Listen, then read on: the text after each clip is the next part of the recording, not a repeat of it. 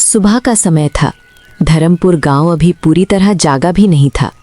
हल्की धुंध के बीच एक कच्ची झोपड़ी का दरवाज़ा खुला।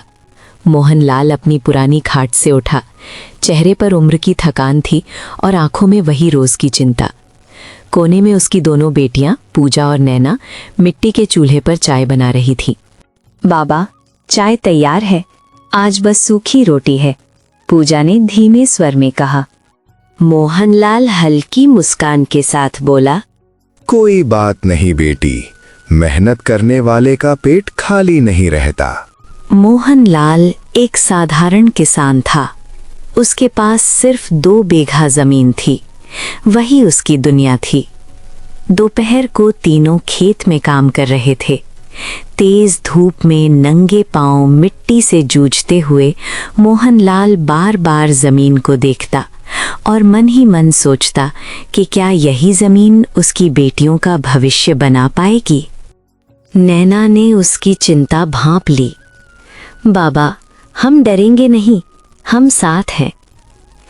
पूजा ने भी कहा, और हमें दहेज वाला रिश्ता नहीं चाहिए, बस इंसान अच्छा हो। शाम को मोहनलाल गांव की चौपाल पर पंडित से मिला।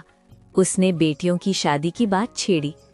पंडित ने सिर हिलाकर कहा, आजकल रिश्ते दिल से नहीं, दहेज से तय होते हैं। ये सुनकर मोहनलाल चुप हो गया। उसके पास कहने को कुछ नहीं था। रात गहरी हो चुकी थी। पीपल के पेड़ के नीचे मोहनलाल अकेला बैठा था। मन में विचारों का तूफान था। मैं किस काम का बाप हूँ? बेटियां जवान हैं और मेरे पास देने को कुछ भी नहीं।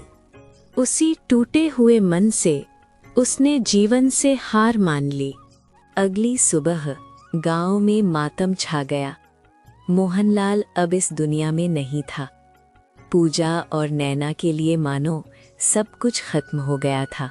कुछ दिन बाद साहूकार धर्मवीर उनके घर आया और ठंडे स्वर में बोला, तुम्हारे बाप का कर्ज बाकी है, 1 हफ्ते में पैसा दो, वरना ये घर और जमीन मेरी होगी। बहनों ने बहुत विनती की, मगर 1 हफ्ते बाद उनका घर छीन लिया गया। अब उनके पास न छत थी न सहारा। मजबूरी में दोनों बहनें गांव छोड़कर निकल पड़ीं। रास्ते में उन्हें एक बुजुर्ग महिला शांति अम्मा मिली। आंखों में अपनापन था। उसने सारी बात सुनकर कहा, मेहनत से मत भागो बेटियों, मेरे साथ चलो।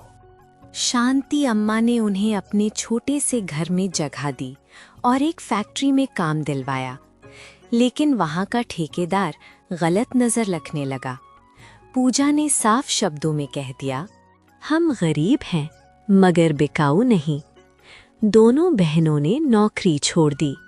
एक रात शांति अम्मा ने कहा, तुम दोनों अच्छा खाना बनाती हो, क्यों ना अपना ठेला लगाओ।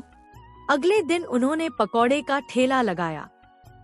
पहला दिन, दूसरा दिन, तीसरा दिन लोगों की भीड़ बढ़ने लगी।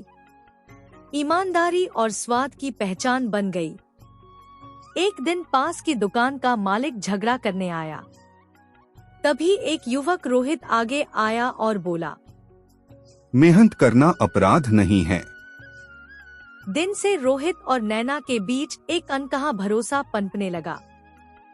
कुछ समय बाद रोहित ने बिना किसी शर्त के नैना से शादी का प्रस्ताव रखा।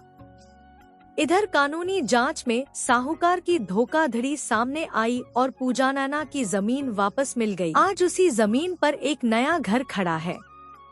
आंगन में तुलसी का पौधा है और दीवार पर मोहनलाल की तस्वीर टंगी है। पूजा तस्वीर की ओर देखकर मुस्कुराती है और कहती है, बाबा, हम हारकर भी जीत गए, क्योंकि मेहनत कभी गरीब नहीं होती।